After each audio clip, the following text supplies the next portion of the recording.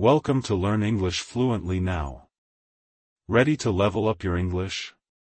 Here we learn through stories, slow, clear, and fun.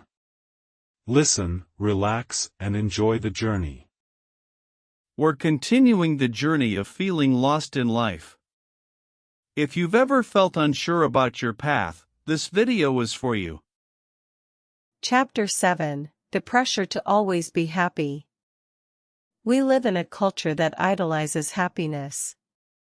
Smiling faces fill advertisements, motivational quotes promise joy is just one mindset away, and social media feeds overflow with curated moments of pleasure, adventure, and success. Everywhere you turn, the message is clear: happiness is the goal, and if you're not feeling it, something must be wrong. But what if you're not happy? What if you wake up with heaviness in your chest or feel numb despite having everything you thought you wanted? What if your days feel like a blur of tasks without joy, and your laughter, when it comes, feels forced? Does that make you a failure? Or worse, ungrateful? The truth is, it doesn't. The constant pressure to be happy can actually make us more unhappy. It creates an unrealistic expectation that emotions should be positive all the time. That sadness is weakness. That stress means you're doing life wrong. That anxiety, boredom, grief, or doubt are problems to be solved immediately instead of signals to be understood. But these emotions aren't signs that you're broken. They're signs that you're alive. They're part of the human experience. You are not meant to feel only one emotion. You're meant to feel the full range, and within that range is wisdom, depth, and growth. Happiness is not a permanent state. It comes and goes, just like every other emotion. Trying to hold on to it forever is like trying to catch the wind. When we chase it as the only acceptable emotion, we start to reject parts of ourselves. We hide our sadness. We downplay our pain. We fake it for the sake of appearances. And in doing so, we disconnect from what's real. Sometimes, not being happy is a message. It's telling you something is off. That you're tired. That you've been pretending. That something in your life is misaligned. And when you suppress those signals in favor of forced positivity, you miss the opportunity to heal, to grow, and to realign. The pressure to be happy also makes people feel alone. Because everyone else seems fine, you assume you're the only one struggling. But behind the filtered smiles and motivational posts, many others are carrying their own silent battles.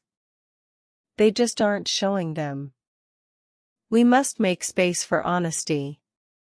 For the full truth of how we feel, not just the parts that are easy to share.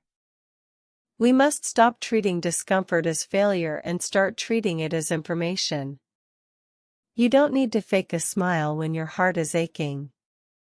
You don't need to feel ashamed for not being cheerful. You don't need to rush your healing. Sometimes, the most honest thing you can say is, "I'm not okay right now." And that doesn't mean you won't be okay later.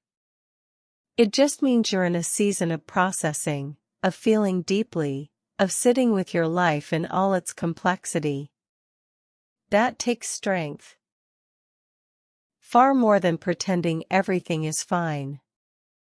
Allow yourself to experience every emotion without judgment. Let sadness come and go. Let joy arrive naturally, not through force. Let yourself cry, rest, feel frustrated, be confused. These moments don't take away from your worth. They're part of your truth. The goal isn't constant happiness. The goal is wholeness. To be real, to be fully alive, to feel everything without fear that you're falling behind or failing. When you stop chasing happiness and start honoring your emotional reality, something shifts. You begin to feel grounded. You begin to trust yourself. And eventually, joy returns, not because you forced it, but because you made room for it by first being honest about everything else. Your feelings are not wrong. They are your teachers. Your companions. Your truth. Let them be. Chapter 8, Healing from the Inside Out. Healing is not a straight line. It's not a checklist you complete or a finish line you cross. It's not always visible or easy to explain. Often, it begins in silence. When the world quiets down and you're left alone with the ache that's been waiting to be heard. Most people think healing means fixing what's broken. But real healing goes deeper than fixing. It means making peace with your past, your pain, and even the parts of you that still hurt. It means sitting with your wounds, not to shame them, but to understand them. To learn what they've taught you. To listen to the messages they carry. The journey of healing starts when you stop running from your inner world. When you stop pretending that time alone will erase the pain. When you stop distracting yourself with noise, and finally ask, what do I need? What have I been avoiding? And here's the hard truth, most healing can't come from the outside. We look to other people to fix us. We search for validation, for relationships, for achievements that we hope will fill the emptiness. But even the kindest voices can't quiet your inner doubts if you don't learn to listen to your own. Even love can feel distant if you haven't found a way to love yourself.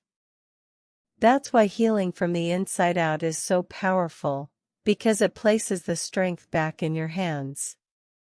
It doesn't mean you have to do it all alone. It means the real shift begins within you. It starts with giving yourself permission to feel what you feel. To stop labeling your emotions as good or bad, and instead just acknowledge them as they are. Sadness, anger, confusion, grief, none of these are signs of weakness. They are signals that something inside you is asking to be seen. Next comes honesty. Looking at the parts of your life you've avoided. The memories you've pushed down. The habits that keep you stuck. This is where the courage begins, because honesty is not easy. But it's the soil where healing takes root. Then comes compassion. You cannot punish yourself into healing. You cannot shame yourself into wholeness. You must be gentle. Speak to yourself the way you would speak to someone you love. Forgive yourself for what you didn't know, for the mistakes you made while you were still learning. You also have to let go of the idea that healing will make life perfect. It won't. You'll still face challenges. You'll still have hard days. But what changes is your relationship with yourself. You stop seeing pain as the enemy. You stop fearing your emotions. You become less reactive, more grounded, more connected to your own strength. Healing is also about learning how to rest. To stop proving yourself. To give yourself space. To allow quiet. So often, growth comes in stillness, in those quiet hours when you're simply breathing, simply being, without trying to impress anyone or escape anything. And finally, healing means creating again. After the tears, after the silence, after the work of digging deep, you begin to rebuild. But this time, from truth. You begin to make choices not from fear or habit, but from alignment. You connect with people who see you. You take risks that matter. You say no when you need to. You say yes to yourself. This kind of healing is not something anyone can do for you. But it's also not something anyone can take away from you. It's the slow, sacred process of coming home to yourself. It won't be perfect. It won't be fast. But it will be real. And in the end, that's the most powerful kind of healing there is. Chapter 9, Feeling Behind in Life, The Myth of Timelines. There's a quiet panic that sets in when you feel like everyone else is moving ahead, and you're standing still. It might happen at a birthday, a family gathering, a class reunion. A moment when you scroll through updates and achievements and suddenly feel the sting of your own timeline. You start to question everything. Shouldn't I have figured things out by now? Shouldn't I be more successful, more secure, more certain? This feeling of being behind is deeply human and deeply painful. But it's built on a myth. The myth of one timeline. The idea that life is a race, with clear milestones you must hit at the right age. Education, career, marriage, house, children, success. Deviate from the script, and you start to feel like you've failed, even if your heart is telling a different story. But life is not a race. It's not a formula. It's not one rigid path that everyone must follow. In truth, the idea of being behind only exists when you compare your journey to someone else's. And comparison is always an illusion, because no two lives are truly the same. Every person carries different challenges, different starting points, different dreams. Every life unfolds at its own pace. And yet, we're constantly measuring ourselves against others, as if fulfillment and happiness were awarded on a fixed schedule. Here's what no one tells you: the most meaningful lives often take the longest to build. Some people find their calling at 20. Others at 50. Some meet their soulmate in high school. Others after heartbreaks, losses, and growth. Some achieve success quickly and then struggle to maintain it. Others spend years experimenting before finding their rhythm. None of these paths are better or worse, they are simply different. And each of them is valid. What makes your life meaningful isn't how fast you move or how closely you follow society's checklist. What matters is whether you're moving in alignment with who you truly are. Whether you're building a life that feels honest, not just impressive. The pressure to catch up is often based on fear of judgment, of regret, of missing out. But fear is not a compass. It's not a wise guide. It rushes you into choices that don't fit, relationships that don't feel right, careers that drain you. And then, even when you've caught up, you still feel lost. So instead of asking, "Am I behind?" ask this: am I living in a way that feels right for me right now? Am I making choices from love and truth, not pressure or fear? Give yourself permission to move at your own pace. Give yourself grace for the seasons of pause, of transition, of uncertainty. These are not wasted years. They are often the years when your real foundation is being built. And know this: many people who look like they're ahead are struggling too. Just because someone has checked off boxes doesn't mean they feel fulfilled. Just because they've reached a milestone doesn't mean they're not questioning everything. Your worth is not defined by your timeline.